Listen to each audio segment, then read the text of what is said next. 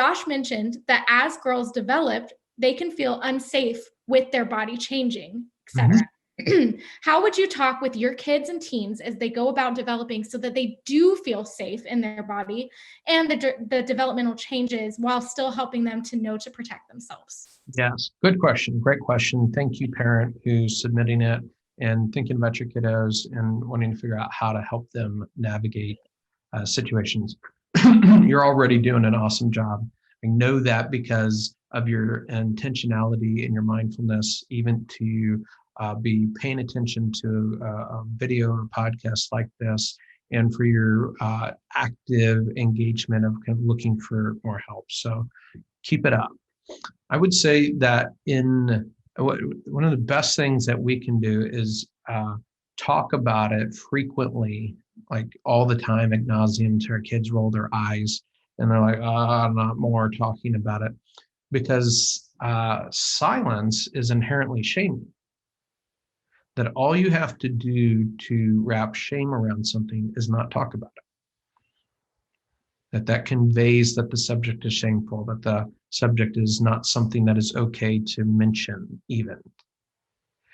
And when we talk about things, it helps to obliterate the shame around it and invites the dialogue and the conversation in a way that helps one feel comfortable with the subject matter and able to engage and connect, and gives permission to be able to be approached, engaged, and shared around the subject matter. And so conversation can sound as simple as like, I love to do these in the car, especially with teenagers, by the way, because they're strapped in and they can't go anywhere. Like they're stuck. Oh, those poor kids. But also, I mean, I know, right? They want to, like, you can ask my daughters and that, right? My teenagers I've had at home, or my kids that are still at home, when they're sitting in the seat, they want to throw themselves out the passenger in the moving vehicle to get away from it. Right. It's not like they can go to their room and slam the door. Right. That's right. You're stuck. You're strapped in. Isn't that right? And so, and it's a little less awkward because they're not staring directly at each other. We're kind of, both facing forward in the engagement. And to just be able to go, hey, your body's changing. How do you feel about that? Fine. This is awkward. Why are you talking about it? I know it is awkward. I feel like I would have responded in that. I just think back now when we talk about like talking to our teenagers about things like that. And I'm just like, oh my gosh, I would have cringed so hard if my mom leaned over while we were driving and said, so your body's changing. Oh my gosh. I would have had a panic attack. Please stop now. Tells you're right on track. If they're cringing like that, then you're right on track. That's exactly what should be happening. And it means you're talking about something, ready, that already has a sense of shame around it. Ooh, that's good. Yeah. And so you're right on target, right? Because shame hides. Like, no, let's not. I'm not talking about it. Let's not. And so the discomfort around it exposes the reality that there's already cultural shame that's come around it, unintentional shame messages that maybe we've sent because of our own baggage and stuff that we bring into it, messages that have come in. And so be encouraged if you see that kind of, no, please stop, don't do this to me, kind of feel, because it means, we're right on with talking about something that we need to talk about. That's so good. I would never have even thought about that side of things. And just that it means there's already shame around it. And how great is it that as a parent, like you can kind of be the person that breaks that shame barrier and says, hey, no, I want to talk about this with you. Yeah. And I want to say to the parents out there that are contemplating this, that are just feel their guts squirming right now, just thinking about trying to have this hard conversation. Remember the New Year's resolutions. Because it plays true here as well. Don't go it alone, and some people are going to go, wow, my spouse is just not very supportive around this sort of stuff. They're like, leave all the hard conversations to me. And I'm like on my own when it comes to this. Get a friend, get a guy friend, get a girlfriend, get, somebody that's you're in your friend circle, and like make pinky promises with each other. We're going to have the hard conversations with our kids. And we can encourage each other in that. I'm like, okay, I'm going to do it. We got, an hour trip to the You're football like, I'll game. text you after Yeah, until that's you have right. those. That's right. I got them alone in the car. I'm going to go for it. Right. And Oh we man, kind of it's go, like a mission. we can role play with each other, right? Role playing is so awkward and yet so fun because it breaks the ice around these things. And we can be like, all right, you play my kid, I'll play parent. I'm going to switch, and then I'll play my kid, and you be the parent. And just it helps us say the words, and it helps us get it out in a way that helps get kind of the ice broken around it, shake off some of our nerves around it, and then kind of bolsters us in going, I can do this. Mm. And really gives us encouragement to go and have that conversation, the kiddo. And, you're talking at them as much as you are engaging with them. Like, make space for them to share whatever they're going to share, but don't feel like it's going poorly if they're just like staring blankly going, please stop talking, please stop talking, please stop talking. Like, that's okay. That's to be expected. Don't be like, oh, I'm doing something wrong. No, that's you got a 50-50 shot that that's what's going to happen. Right? Is there, a good way to kind of use terms and talk about this conversation? Because they even said, how do you have that conversation, but still protect them from, things that Yes. maybe they should be protected from at 11 or 12 years old. Yes, but recognize this, that open dialogue with parents is the best protection there is. That's good. Like, open dialogue, an open path for communication around tough things is the best protection that any kid can have. Because it's in the silence, it's in the lack of communication that the world around them infills that silence and that gap, and which can be very dangerous. That when we can talk about this stuff, that in itself puts this protective shield around your kiddos.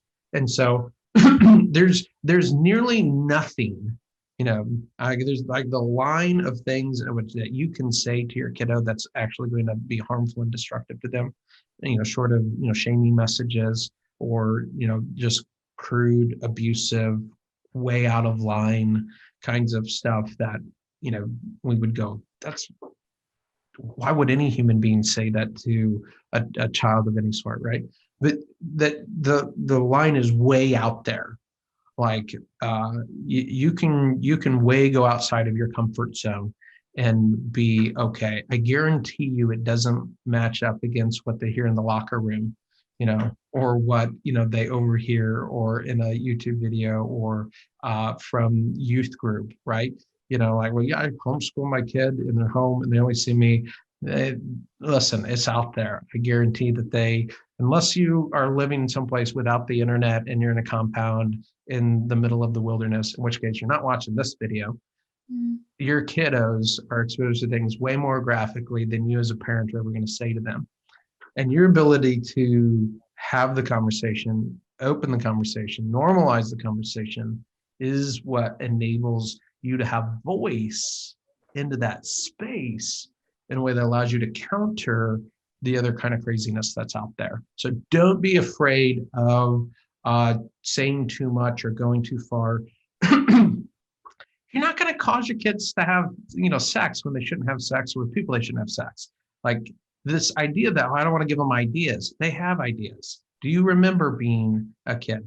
Like, they have hormones, they have messaging out there, they have ideas. You're not going to give them ideas and somehow ruin their life by introducing them to ideas that they hadn't thought of. I feel like ideas today, all of these things, in technology and stuff, I mean, it's just so much more accessible than I feel like it has ever been. Yes. So don't worry about that. You're not going to cause a problem or mess things up. You're going to make them feel uncomfortable. You're going to feel uncomfortable. You're probably going to feel more uncomfortable than they feel, unless you do some role playing with a friend ahead of time. Then you might be a little bit more chill in that and surprised at how much easier it is for you if you actually do that. But yeah, it's okay if they're silent. You can talk at them and just say, hey, I want you to know this is important. It's awkward for me. It's awkward for you. That's why I'm bringing it up. I'm going to talk about it a lot because it's important that we be able to talk about these things. And the less you talk to me about it, probably the more I'm going to have to talk about it. And so, we can make this easier on each other by actually having some dialogue here. What do you say? We can kind of, there's no sense and there's no reason not to blackmail your children in that way. And be like, So if I don't talk about it, we got to talk about it more. Ah, ah. Right. Yeah. Oh, so good. I think that that is such great advice. I especially love just the piece about, you know, by talking to them, by being honest and real with them, you know, you are protecting them. Yeah. Because if they're not going to learn it from you, they're going to learn it from something else or someone else that Oh, they shouldn't. And so love that. I just think that's awesome. So hopefully that encouraged the mama who asked this question, because I mean, it's hard. Like, that is a hard situation. And I'm not a parent. But I feel like whenever we talk about parenting things, I just kind of file things away and I'm like, this is good to know. This is good to remember for the future. absolutely. I mean, it's applicable to everybody. And that Yeah. is, either you're filing away for the future, or you got nieces, nephews, you've got those that you work with in youth group, you have, people around your life. And I'm not saying you have to be an evangelist and like make it your mission to talk to every kid you can find. That'd be creepy. About, their body and puberty and sex and life and that sort of thing. But you can always be a safe person who's comfortable to talk about it in a way that God uses you, in a way that's helpful to people that you never would have imagined that He would use you in that way with. Yeah, absolutely. That's such good advice too. I didn't even think about it from the perspective of being, you know, a youth leader or an educator, you know, being that safe Mhm. person that a student or a kid feels like they can come to and say, "Hey, someone said this. And what does this mean? Like, am I Mhm. doing something wrong by doing this?" You know, I think it's just great to kind of open up that with, you know, your leaders in your life, right? Yeah. Be I a think safe. it's useful, if um, for people that you have a relationship with, right? Right. Like I would say for you, Tori, and that, friends, family friends, church friends, people that you have a relationship with. If you're going to have a teenager over at your house and that, and to be able to say, something like that to a mom that you have a relationship that says, hey, if sex comes up, are uncomfortable if I, have a conversation about that? I don't know that it will. I'm not like out to have that, but how do you feel about that? Yeah. Because oftentimes, in a middle schooler or an adolescent's life, that there's, because of the discomfort that can be around having that conversation with parents, a family friend or somebody who's closer in age, or somebody that they look up to that's not their parent, and is way cooler than their parent, they might feel more comfortable kind of having that conversation with, or talking about those things around. And so you can totally have voice and opportunity to speak into those things in people's lives, kids' lives. They're not even your own kids, but are in the circle of kids that you care about and that are, part of families that you are connected with and love, and have seen lots of those conversations take place. I know Cassie has had lots of kids conversations with different young teens, middle schoolers that were hanging out at the house for one reason or another, and they just start talking to her about, what's going on in their life and whatnot. And just because she makes it comfortable and easy to talk about, they start talking about thoughts that they have around those things. And it becomes an opportunity to speak that life into those spaces. So even though you don't have kids, Tori, I suspect that there's opportunities that God might bring along your path where you can use what you're learning here as a way to be a blessing to those kids and part of their family.